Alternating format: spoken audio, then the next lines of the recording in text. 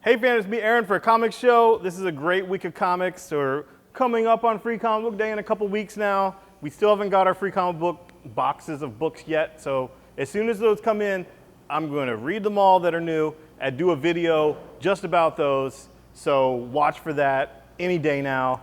I mean, Diamond's already invoiced me for them. They just haven't got here yet, and there's no real tracking numbers, but whatever.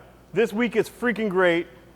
Star Wars C-3PO one-shot is finally out, and I loved this issue. I loved everything about this issue. From when I first heard about this issue, is James Robinson and Tony Harris. These are my boys from Starman, from DC Starman, Jack Knight. They had a falling out. They haven't worked together for like years and years, like probably like 20 years. Now they're back together for this. The art is beautiful. And the story was totally kick-ass. It's essentially like Band of Brothers with droids. Okay, there's this crash. These droids are on this hostile area, and they have to survive. They have to get this information about Admiral Akbar's been captured. They have to find him. This doesn't happen on panel. This is not spoilers. This is just like you hit the ground running, and C-3PO's there. The vehicle crashes, and there's just these droids. There's a PZ droid, there's one of those MD medical droids. They're all different kinds of droids, and there's a prisoner droid, and C-3PO basically becomes like, oh, I'm the leader because I obviously have the most experience and whatever, and we see what happened to his arm. We see where the red arm comes from. We see this on panel. It is good, it is meaningful, and I freaking loved it. And let me just say this with Star Wars and Marvel. I'm essentially kind of honored that they chose to tell this story in a comic book. You know, like they didn't do it in a prose novel. They didn't do it on a cartoon or a Lego one-shot cartoon. They didn't save it for anything else or another movie. They told it in the comic book. It was the perfect story to tell in a single issue of a comic book. If you like Star Wars, get it. Seriously. Seriously get it. Oh, and there's another like little infuriating thing like there was in Poe mentioning the Battle of Jakku. And it's like, oh yeah, I was at Jakku and Jakku, there's all this stuff. And it's like, God damn it, Star Wars. Can you show us this battle already? You know, we see all this wreckage. We know about Rey. We know this stuff. You know Poe was there. Now we know these droids were there. Just show us that. Just make that a comic book, please. And Darth Vader also came out this week, and it's good. Of course it's good. It's been good for the other 18 issues, plus one-shots, annuals. Of course it's good. The Unbelievable Gwenpool, this book was a whole lot of fun. I laughed throughout, and it basically is Harley Quinn. Like, yes, it's a female Deadpool, yes. And yes, Harley Quinn is basically DC's Deadpool. But this female Deadpool, if you like Harley Quinn, I really think you'll like it. Even if you'd want to say like, oh, they ripped off Harley Quinn or whatever. Marvel and DC rip each other off all the time, and they've done it since the beginning of the Golden Age of comics. So, I mean, I'm not crying about that. But it is heavily Harley Quinn feeling with, you know, a dose of Deadpool, which is kind of like Harley. And I really enjoyed it. It was fun. I laughed. You'll laugh too. The Unbelievable Gwenpool, it's awesome. Moon Knight, this is Jeff Lemire. Jeff Lemire does really well when he can really sink his teeth into a solo character.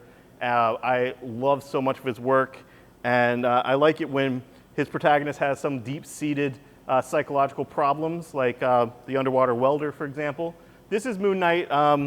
You all know Moon Knight's crazy. Like, I'm not saying that in an offensive way. He's truly has multiple personalities. And the artist in here does different art styles for different scenes, different personalities, and the book's in great hands. Jeff Lemire, the first issue was awesome. If you are a Moon Knight fan at all, or a Jeff Lemire fan at all, this book delivers. It's great. And we have this 75th anniversary of Captain America magazine free to everyone that comes into the store. So we'll be giving that free. It's kind of thick, kind of cool. You know, get excited about Captain America Civil War. And speaking of free, DC finally has the previews out. DC's previews. Rebirth is coming. It all starts here, Rebirth. It looks pretty awesome. And we have this DC Roadshow we're going to with Dan DiDio and Jim Lee live in person on Friday that I'm going to have information from. That should be fun. some of these books do sound good, and I'm super excited about the Young Animal pop-up sub-imprint that Gerard Way is spearheading with Doom Patrol and whatnot, which, you know, I've been wanting that book ever since I got Gerard Way to accidentally admit that he was doing it, and it got sidelined back at North Carolina Comic Con. Yeah, DC, if you go to a comic shop, pick this up. We'll be giving them out free, and some of the stuff is cool. And we got little checklist cards, so get that too.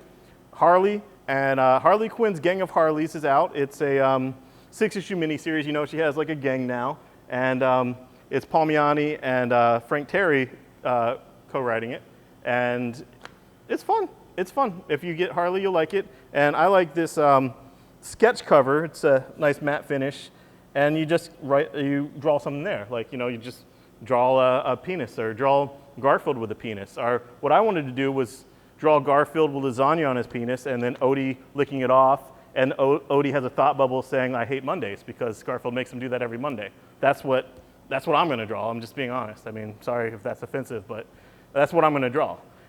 Moving on, Batman Teenage Mutant Turtles 5. Yes, this was front-loaded. Yes, I've been saying this is the craziest, most satisfying crossover in a long, long time.